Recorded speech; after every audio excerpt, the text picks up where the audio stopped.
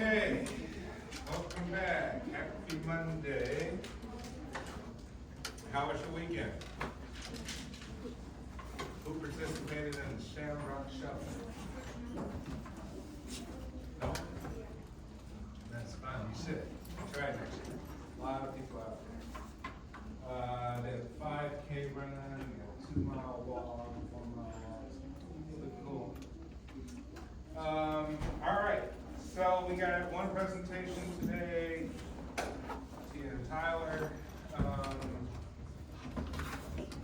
And then who's our presentation for Wednesday? Raise your hand. Wednesday, and Friday? Gotcha. Just make sure we're on the same. Okay, all right, moving along. Last week we talked about what? We talked about emotions. Are they the difference between emotions and moods? We looked at stress and anxiety. What are the mechanisms of that? What are some characteristics and features of stress and anxiety? What are some triggers of stressors? Last class, for those who weren't here, we talked about happiness. We kind of did an in-class assignment, kind of define what happiness is, put it on a ranking scale. We kind of dissected things from there. Okay, this chapter we're looking at motivation, right? Motivation. Why do we do anything? Why do we act on anything? What compelled you to show up to go to college? What's the motivation? Right? This is what we're talking about. Things. Why do anything? What's the point? Like, what are you driving towards? What are you trying to satisfy inside of you for some reason? Is this some basic biological need? Is some sort of mental need? Some abstract concept? Or do you think, oh, I'm going to be this one day? I got to fulfill the ultimate self. Therefore, I got to go to school, right? Relationships. We think at the base level, biological, hunger. What compels you to go eat? Besides food, thirst, sex, right? Achievement, God, right? Helping others. Let me see if I can pull up on this gentleman. What's his name? Aaron Ralston.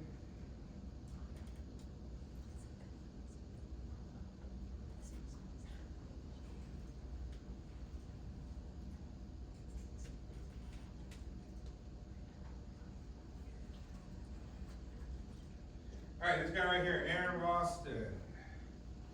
Aaron Ralston went hiking and mountain climbing up in Utah. He got trapped in one of the canyons here, right? He got his arm kind of pinned between two rocks and he could not get out, no matter what he tried to do, right? Let's just say maybe in theory, I'm not sure exactly how the details, but maybe the rock fell and kind of trapped his arm. So what do you do at that point? What if you're stuck there one day and you can't get it out? What would you start doing? What do you think you would start doing? Realistically. One day, can't get that out. What do you think Aaron did? I'm pretty sure he chopped off his arm. Yeah. Right? But guess what? It takes time. Obviously, that's a frightening thing. I don't know if many people have motivation. Some people may just die. I don't know if some people have the gumption to break your arm first, break the bone, before you start to cut through, right? In order to make it feasible to actually get through your arm. But his motivation was as he fell asleep one night, that he had a dream that he had a son, and he could see his future potential son. And they were, whatever, in a park, or having fun or something. And he had a will, or a drive, or a motivation to live, right? So that takes us beyond extreme sort of circumstances, depending on motivation. We're all not motivated the same. Some of us have very low motivation, right? Some of us have high motivation for, say, even life. I would think maybe it's common for a guy like Aaron to do so just because of the risk that he knows he's taking out there doing this alone. right? Mountain climbing stuff and all. So you're kind of like, maybe the guy has, an excess amount of motivation, more so than the average person, to some degree, right? But we say, hey, it is something that causes us to act, right? Few theories. We don't have a perfect information on that. Remember, there is no perfect information when it comes to psychology. We have best understanding, best theories, things that we've experimented with, right? That we've proven to some degree for the population, but we have some few thoughts, right? Freud had a very simple explanation. He said drives or motivation were primarily characterized by sex and competition. Remember, once again, we have our first brain. First brain is that lizard brain, however you want to call it, reptilian brain, base level thinking, but it's the one that says you need to eat, you need to drink some water, you need to use the restroom, you need to breathe, you need your heart to pump, right? And you probably need sex, just like any other species. So you're no different, subconsciously. Because if we did not have the mechanism, we wouldn't have 8 billion human beings. Right? Species would have died, but it wouldn't extinct. So Freud theorized that, hey, you know what, at the base level, it's about sex and competition. Somewhere we're all competing to reach a level of greatness above another to some degree. That's Freud's stuff. Somebody's like, Freud is a little bit too simplistic. Maybe that these motivations or drives are just to reduce something that we find to be uncomfortable or distressful. So all we're doing is experiencing something uncomfortable or distressful, and we're trying to reduce it. How to reduce it? Go eat. If you're stressed out with the sensation of hunger, you will finally have motivation. After you eat, you don't have motivation to eat. But give it some time, new sensation of hunger might come out. Therefore, you're reducing that anxiety, right? Drive reduction.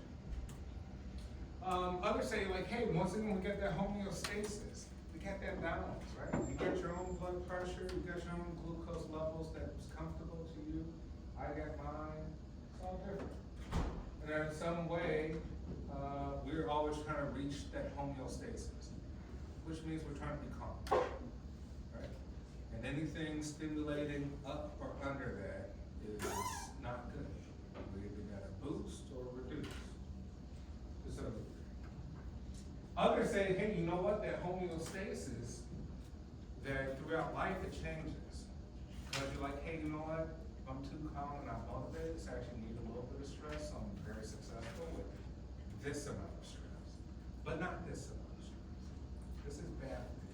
This I can manage, right? Kind of like set points that we can actually change that homeostasis. Like, now I want to be, I feel calm right here, but I need to be above with certain things, right? Anything above that too stressful, anything below that, I'm bored. I'm motivated, I'm depressed, I'm sad.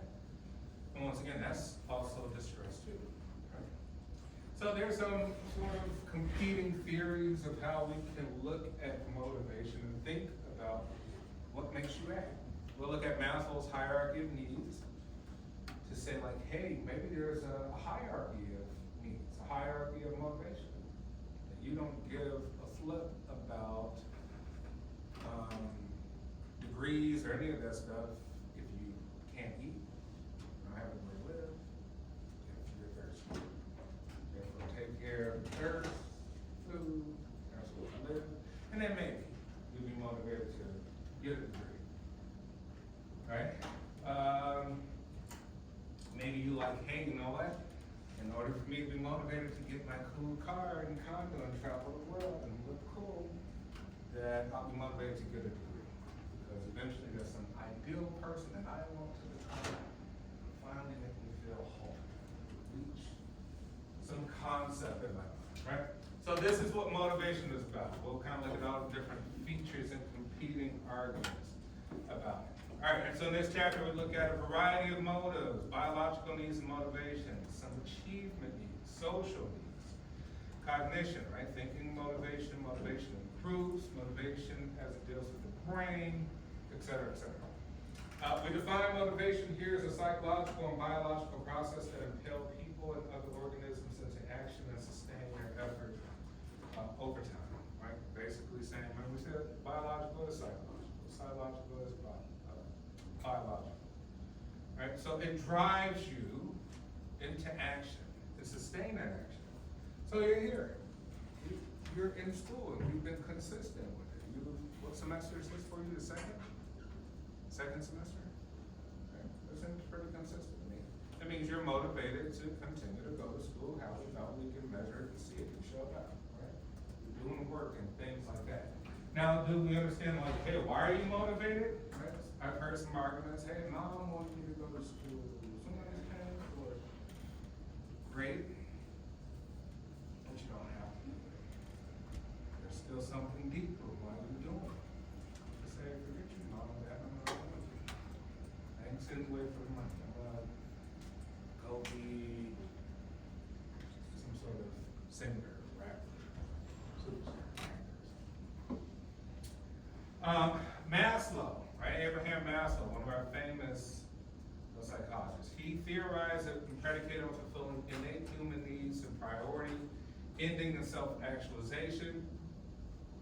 He says there's 5 basic needs with lower number needs requiring fulfillment before moving up. Right, so Maslow says we need base level things first before we can even be motivated for other things. Right? We can't, sometimes you can skip, maybe we'll look at some reasons why you can skip some of those levels. Last is self-actualization, right, at the top of this pyramid, which we'll see on the next slide. That's your inner potential, your highest level of Maslow's hierarchy. Here we go. I think we may have touched on this. Who's familiar with Maslow? Did you study this in high school? Okay, right? Maslow says we got 5 different needs, drives, motivations, how we want to describe it. He says physiological first. Okay? You need food, water, sleep.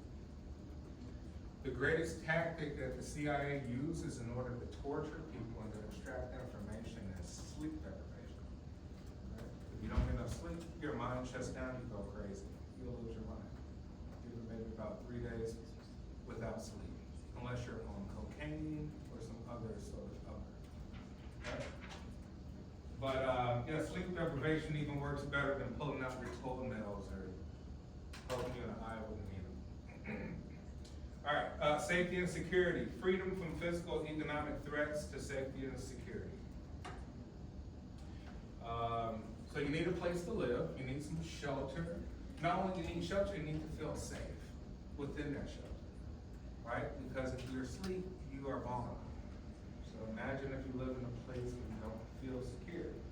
Hence why we, in psychology, poverty is almost PTSD. People who live in extreme poverty deal with this every day. All right, they may have some food, water, and get some sleep, but they don't have safety and security because of physical, economic threats, right? Violence outside in their neighborhood, they're not sure if they'll be robbed, shot, killed, raped, et cetera. Imagine what that do to the human body, physiologically. All right, third, Maslow says we need social belonging. Human beings are social animals. We already said that. Hey, if you go isolate yourself, you probably take away about a few years out of your lifespan. Right? We're meant to socialize and be together. We like groups. We like being a member of something, right? Classifying yourself as a member within groups. And groups that succeed. Next, we have esteem needs or ego needs. Tackling important projects that bring prestige, status, and recognition from others. So you can think of maybe this is more where you think you would like to be ultimately based on great education. Right? You want a great job, you want to be recognized for the work that you do, you want to hopefully be recognized by others, right, to some degree, and you make it makes you feel good. prestige, status, or recognition from others. And then lastly, we say there's fulfillment through engagement in challenging, innovative, creative projects, self-actualization. Actually, even something beyond that, there's a sixth one, self-transcendence, right? Which means that usually older people, if you have conversations with people, usually the pattern and trend is that they talk a lot about God, right? They seem a little bit more, show gratitude than the younger people. They tend to give a little bit more, they give to the grandkids, to the children, right? Than younger people, right? We say, why would that happen?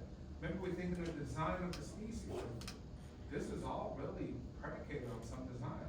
Maybe towards the end of life, if you're lucky, you live that long, you're like, oh, it's not about me. I thought it was all about me. Me. And then you're like, oh no, I actually want to help people. I have my children, grandchildren, even beyond that, maybe I'll give the money to charity. Maybe somebody I'll give all the money away, right? Like, who cares about the money? But at this stage, from young life, not the money, more money. Give me the money, right? So it goes to show you that there's tend to be a hierarchy, but you usually can't skip, right? Once again, no one's thinking about prestige and status if you don't have nothing to eat. Or if you have nowhere to live for that time. Like, yeah. Hunger. All right, we have biological things happen to us that give us drives. Hormones. We have the hormone ghrelin. Ghrelin gives a sensation of hunger to the brain. Right? So ghrelin, we said, well, how do we counterbalance this ghrelin? Well, ghrelin's there biologically, evolutionarily, in order to make us get nutrition, get energy. We have to act to eat, right? So it's required for our survival and for reproduction, right? Food and drink. So we say, well, hunger involves feeling of food deprivation that motivates organisms to seek food, created by biological systems in the body and brain, homeostatic and hedonistic. We could say hedonic, right? So we say there's two types of hunger, right? So think about it, two types. One where we eat to live, and one where we live to eat. You say, hey, my human body does not require a double cheeseburger with fries in the cup. Does not require that. I will still be alive. I don't need that. But at the same time, you're like, well, man, double cheeseburger, fries, and a Coke is awesome. What do I rather fulfill? Either I want to have my homeostatic hunger fulfilled, just get myself back to balance, right? Good glucose levels. Right? We say glucose is the primary thing because glucose is energy, right? That's why we like sugar so much. It's just the primary thing. That's why sugar is probably the most addictive substance. It's the primary thing. Right? Sugar is the most potent even to your taste buds. It's like crack cocaine for most people. That's why almost 50% of the country is diabetic. Okay? So we can say, hey, either, hey, just get everything back to balance, or no, satisfy the pleasure. Forget the balance. Give me the pleasure of a big giant meal that tastes great, and I know that's bad for me. And this is for satiety, right? Feeling of having enough food or being full, right? Kind of satisfied if you want to. So we say you either have need for energy, or we can have go beyond that, right? With the hedonistic sort of approach. And we got set point theories, right? Explains of hunger and eating, which propose that homeostatic processes control food consumption, with people being motivated to eat or not when their energy supplies fall below their set point. Right? So basically saying, once again, we have the level, our homeostasis. Whenever we get below that, our bodies is motivated to get it back to zero, get it back to balance. When we go above that, then we want to stop eating so we can get back to balance. Right? We're above zero, we get back to zero by not eating. We've been have that sensation of being full. Right, we say there's some things that drive this hedonistic hunger and even sex drive. They're subliminals, right? Think about, even when we think about sex. When we think about sex, we're probably thinking about it in the wrong way. What we could describe it as mating and bonding. So we say the human species, evolutionarily, has things about getting together that creates bonds. So you will find that people who are co-workers, they start to be attracted to each other, right? You're like, why? What happened? Well, people are married or whatever. Like, it doesn't matter, right? There are some things about mating and bonding set up by our species in order for nature to say reproduce, right? It's the only way for things to really drive the species to continue to evolve. Right, we have things like pheromones. You're like, oh, I'm not physically attracted to the person, but I married the person. You're like, why? Visible hormones secreted out the body, pheromones. You're attracted to the person. Attracted to them how? I don't know. Some very complex, interesting way, right? So I say that's kind of what we mean by sex. It's like this mating and bonding system when we tend to socialize and interact that creates something inside of us that nature says we have to try to procreate and keep the species. All right, now we got eating disorders, disturbances in eating, which people lose the ability to control their intake of food, resulting in health risks. We have anorexia nervosa, right, which is kind of common in high school, right? Bulimia as well too. Anorexia, bulimia, very high sort of characteristic amongst young females, right? Young women may have more social pressure from others to maintain a certain body sort of figure, right, or feature, or maybe their self-concept about themselves, right? And then binge eating disorder, right, which is kind of just eating a ton at one particular, like kind of eating sitting, I would say. All right, some causes. What causes us to have eating disorders? Social and cultural factors. What can you think of? Eating disorders. What social and cultural factors could make us have eating disorders?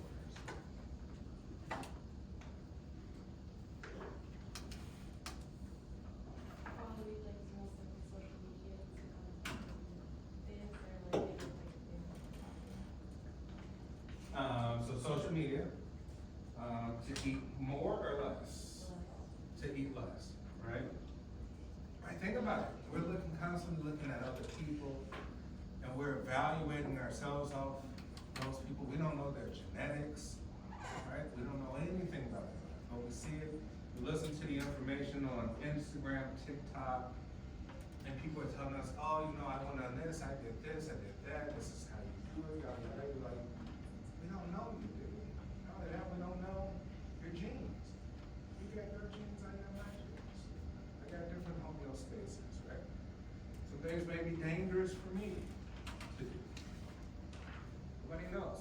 But we can say those are very strong social and cultural factors. That we're looking outside of ourselves for the answers and thinking that that's the perfect body, that's the perfect diet, that's the perfect way to eat and do this. Right? No one can really prove if it is, right? I don't know. It's a very complex thing. You could be doing harm to yourself. Family environment. How the family environment create eating disorders?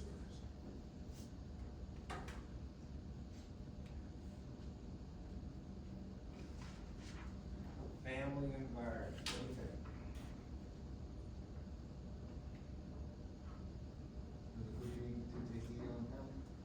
Being too tasty? Yeah, you're like, hey man, honestly, you may come from a culture that got awesome food. Right? Think about it. You like, hey, it's been well agreed upon by most of society that, Mexican food is probably one of the best foods. Italian food's up there, Chinese food, very common, right? So Mexican, Italian, Chinese, Asian, right? And we can maybe say American food, hamburgers and hot dogs underneath that, right? Anything a little soul food. But like commonly speaking, like most people really enjoy Mexican food, Chinese food, Italian food. Right? So you may come from a family environment that just loves to eat. The food's great. The cultural factors about getting together is the process of eating and cooking. The social aspect of like, hey, what keeps us together as a family? Food is a big one that keeps us together as a family. Yes, sir. So would you eat some food based on like influence? Like Yeah, on the flip side, you like on the flip side, hey, why are you so skinny? Because we're poor. We don't have no food, right? That could be the flip side. Family environment is, hey, you're poor, right? You're malnourished. Now, this rarely happens in the United States. So no, in the U.S. you can always find food. It's not like the old days. You can get food stamps, all sorts of things. I don't think you'll read an article about some children dying of starvation in the United States, right? No. We'll probably die because of obesity. Yeah, I was thinking more about like the opposite side. Yeah, but for real, I mean, it could be malnutrition, right? It could be malnutrition to where, a person is underweight, right? Not getting the right diet and stuff like that, but yeah. I grew up poor.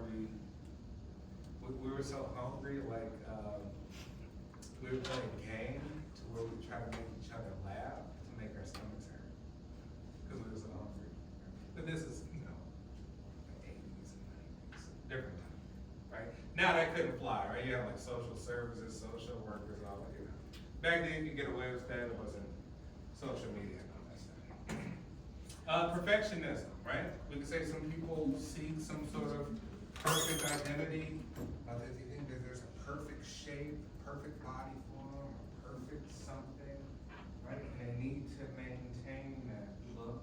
Anything. Think about a model, an actress, somebody, so they're probably under great stress to keep the same sense of perfectionism. Because they think everybody's referencing them as the model, for perfection in all sorts of ways. All right, and lastly, hey, sexual desire, once again, biologically based, it's inherited, nothing to be ashamed of, it's evolutionary, right? Unfortunately, we don't need sex to live, we won't die, right? So it differs, it's not like food and water. But we say it's diverse, right? Diversity of people toward whom sexual desires are directed. We can say, hey, maybe get more sexual drive depending on the culture, depending on the environment, situation, context. If we're in a college university system, so you're like, hey, there may be a lot of sexual drives and activities because we have a bunch of young people who are now young adults, not monitored by their parents in the same environment. Right? We say we have dormitories, and imagine all the universities across. We say like, hey, there may be more higher sexual motivation because the environment kind of creates those bonding and mating situations, right? Outside of that, like, hey, you leave college and maybe it's not a big deal, right? It's not that sort of situation has changed. But at the same time, like, hey, we are in college and we have nuns, right? This is a Roman Catholic school of the Dominican order, right? The Sisters of Cincinnati, nuns, right? They're chaste, right? Et cetera, et cetera. You might go, how could they do it? And everybody else did. You're like, well, guess what? Maybe they're at the higher needs of self-actualization and self-transcendence. They're not base level anymore. Their motivation is literally to be sexually pure. And somebody's other motivation is not to be, right? It's to make money and do all the cool stuff. So everybody got different motivations. It's diverse, right? Diversity of stimuli to trigger sexual arousal. Remember we said we got billboards, ads, social media, sexual things on social media, right? What you look at is gonna influence these subconscious things about sex, right? Even if you can pay attention on like Facebook, Instagram, whatever, they're using subliminal messaging, right? Usually the photo looks real suspect, like, what is that? And then you click on it, it's advertisement about food. You're like, you did that on purpose, right? It shows the person when you click on it, look at it,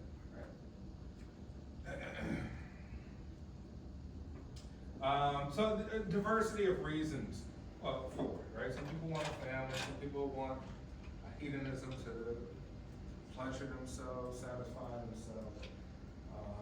Others may find even more diverse reasons. Some people may find that it's just healthy bonding.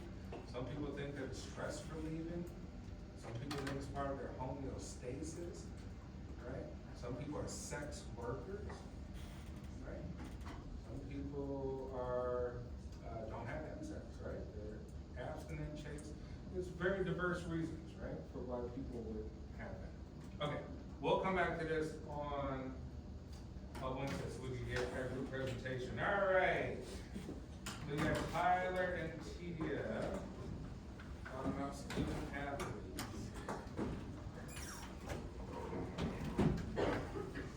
Here's the clicker.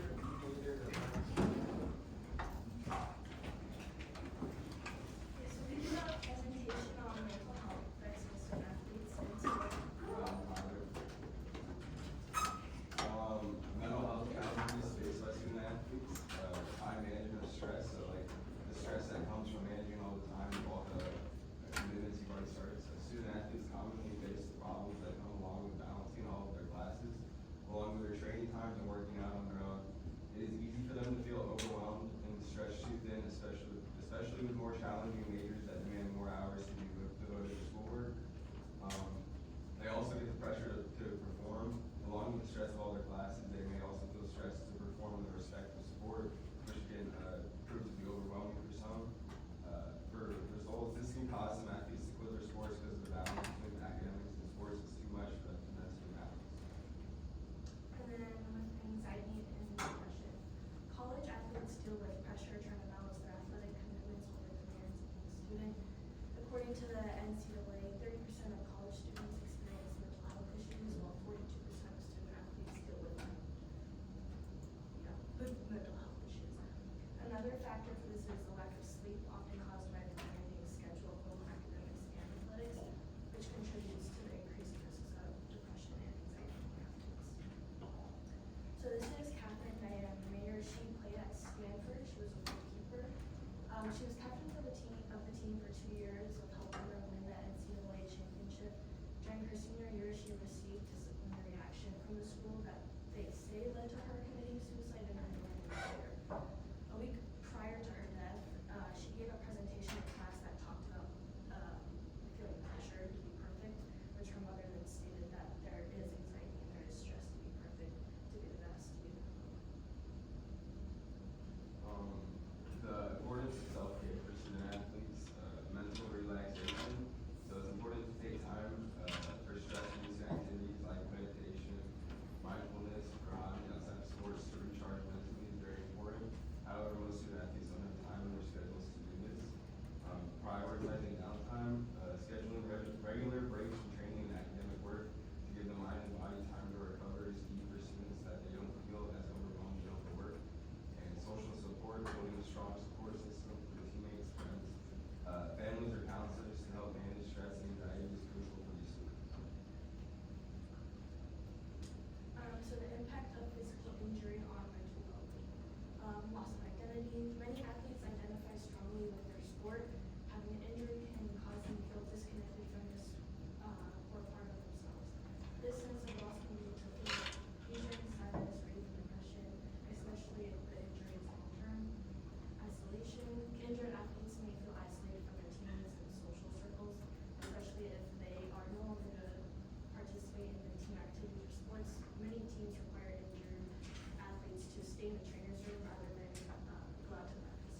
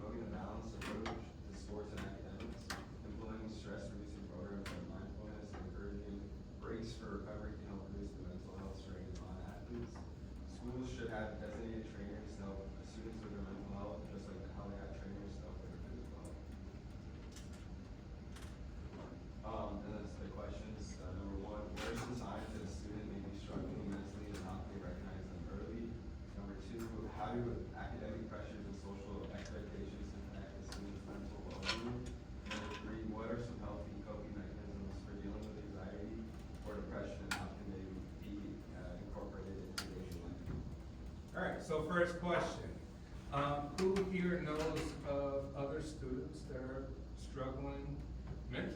That are going through a lot? Alright, well, maybe for yourselves, how do you think that you kinda help, how do you think that you recognize if you're kinda going through too much with anxiety, stress, and any sort of mental things? Yes. When I was in high school, I did track, and I think that I would say it was a lot of like presentation, because I wasn't on the pressure, with my best friends. So in my senior year of track, I decided to stop doing that and focus on sports that I liked better, and then I felt better for myself. Okay. You like trade-off sports.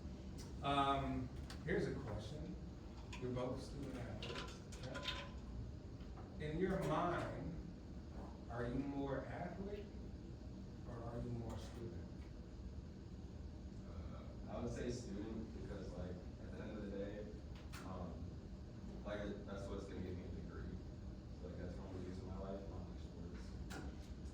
Have you considered what if the athletic part doesn't work out? Yeah, like, there's all about it, but, How do you feel that you will cope with it and how do you feel that you will address that? I think that'd be fine. I mean, I'm able to like separate different like aspects of my life, so.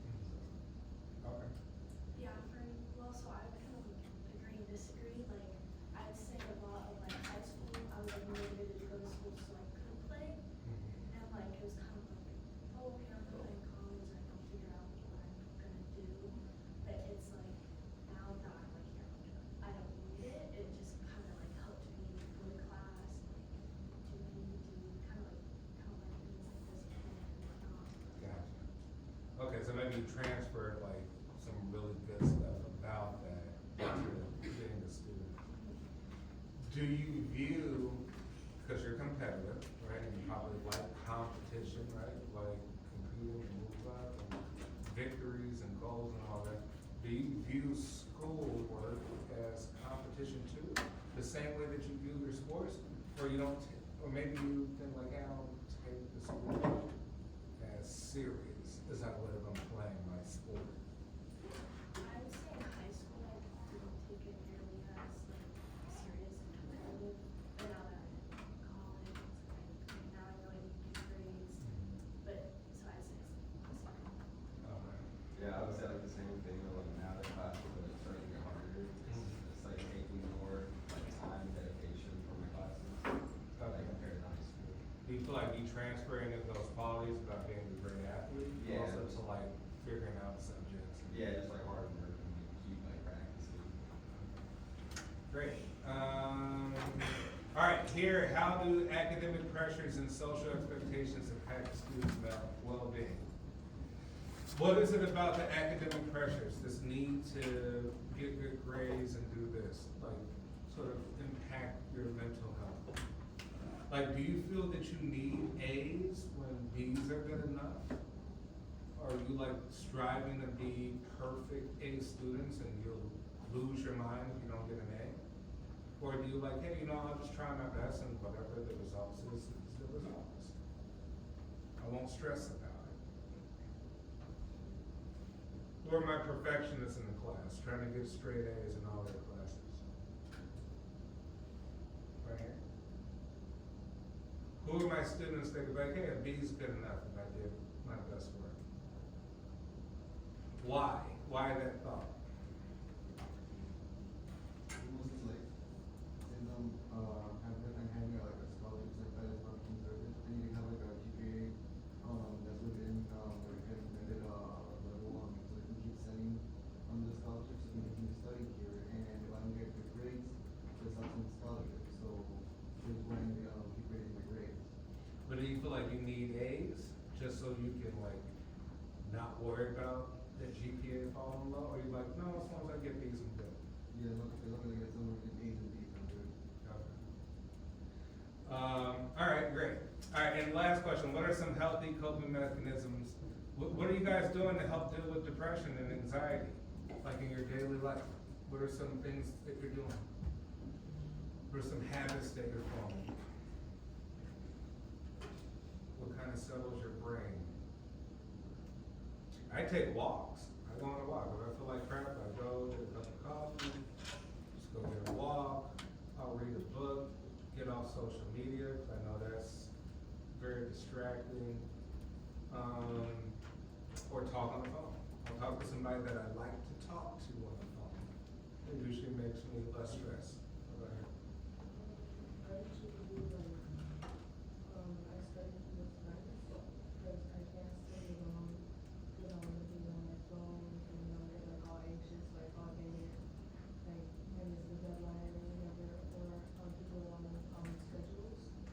And so I'll do a little to-do list, and then like, I feel like my self-esteem and anxiety goes away, or my self-esteem goes up and my anxiety goes away, cause I end up like checking the things that I needed to check, so that I can. Hey, like, hey, you know, create a checklist. Remember we said positive reinforcement. If you could visually see that you completed a task or a goal, that boosts motivation, right? Because sometimes when you don't write things down, it's just in your mind, like, oh yeah, I'll get to it when I get to it. When you could visually see, like, wow, I conquered 3 out of 4 things, it'll probably boost your motivation to do stuff.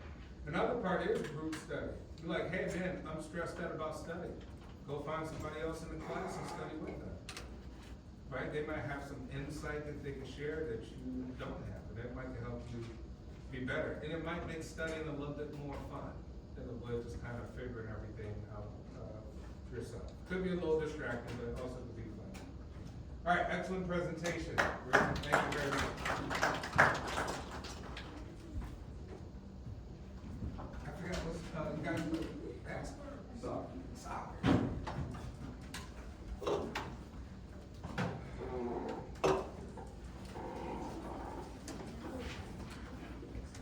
All right, we will save the rest for Wednesday on motivation. We'll continue this on, and we got another group on Wednesday.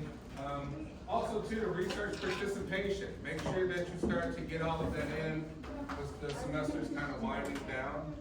I'll maybe send another announcement about that. All right, everyone, have a great day, and I'll see you on Wednesday.